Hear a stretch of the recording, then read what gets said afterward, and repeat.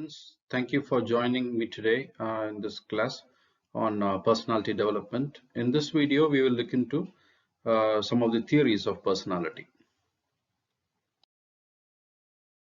So these are the theories of personality. In the last video, we had discussed about the psychoanalytical theories of personality. In this video, we will discuss about the trait theories. And we'll be discussing about self theory and the social learning theories in the coming video sessions. So we already had discussed about the psychoanalytical theories, which are three theories here: Sigmund Freud's psychoanalytical theory, William Shelton's physiognomy theory, and Carl Jung's extrovert-introvert theory. In this video, we will be looking into the three trait theories: Gordon Allport's trait theory, Cottel's 16 personality factor questionnaire, and Eysenck's 3 dimensions of personality. So, according to Gordon Allport's trait theory, he mentions in 1936 that he has found 4,000 words describing different personality traits in the English language dictionary. And what he has done is he has divided these traits into three categories. Number one is the cardinal traits, number two central traits, and the third one is secondary traits. So we'll look into the three categories of traits according to Gordon Allport. Number one is cardinal traits. So cardinal traits are the traits which are very rare, seen rarely among individuals, but they dominate the individual characteristics.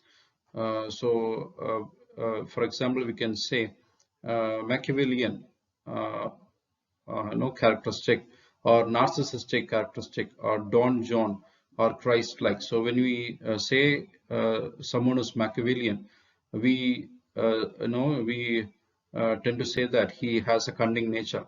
And if we say someone is narcissistic, we tend to say that he is self-oriented.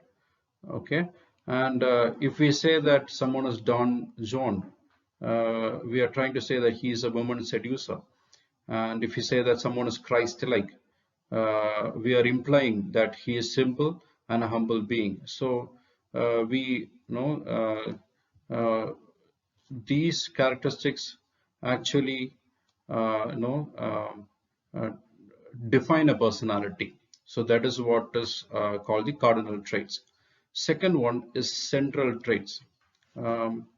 Central traits are the basic personality foundations.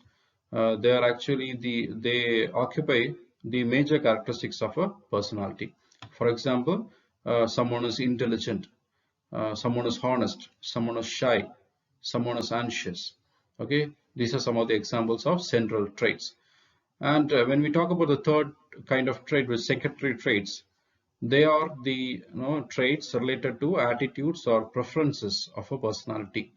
Actually, these traits are based on a particular situation which an individual encounters in his life or specific circumstances. For example, the anxiety that a person experiences when he is forced to speak in public, which is public speaking anxiety, or impatience while waiting in a line.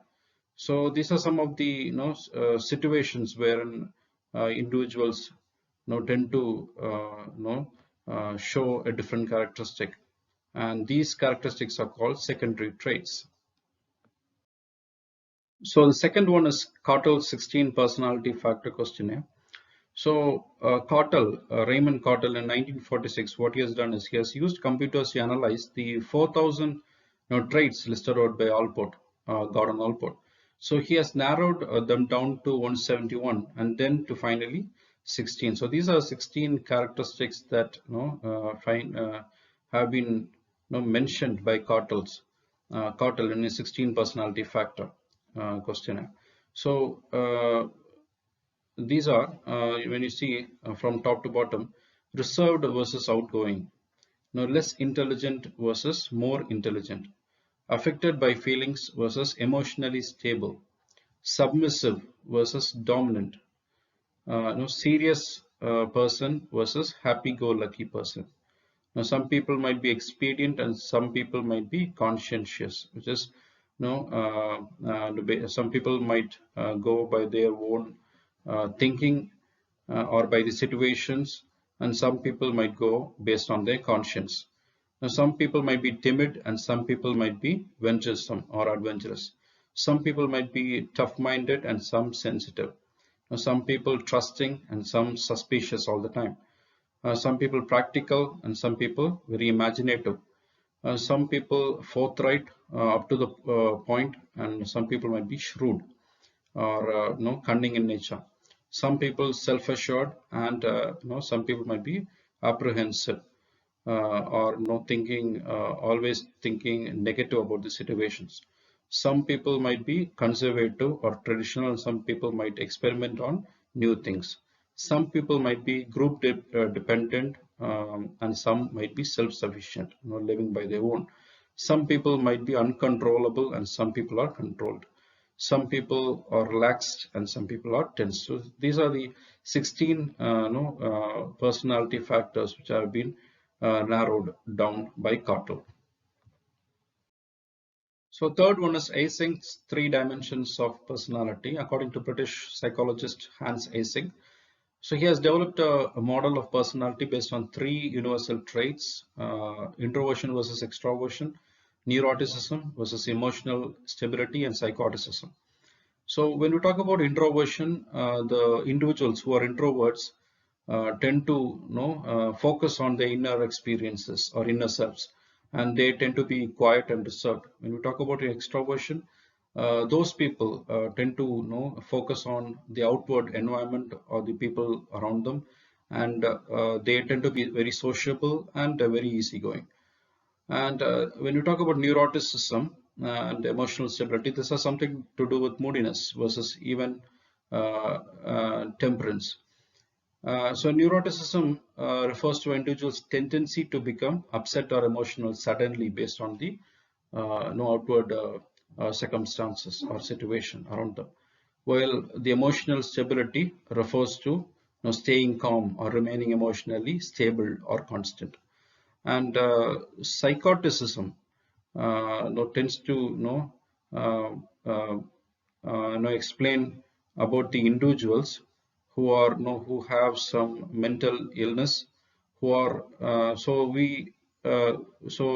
I think says that the individuals who are high on this trait, so they tend to have difficulty dealing with reality, and they may be antisocial or hostile or empathetic or manipulative in nature. So these are three dimensions of personality based on Hans Eysenck. So that's all for today. So thank you so much, students, for listening. Thank you.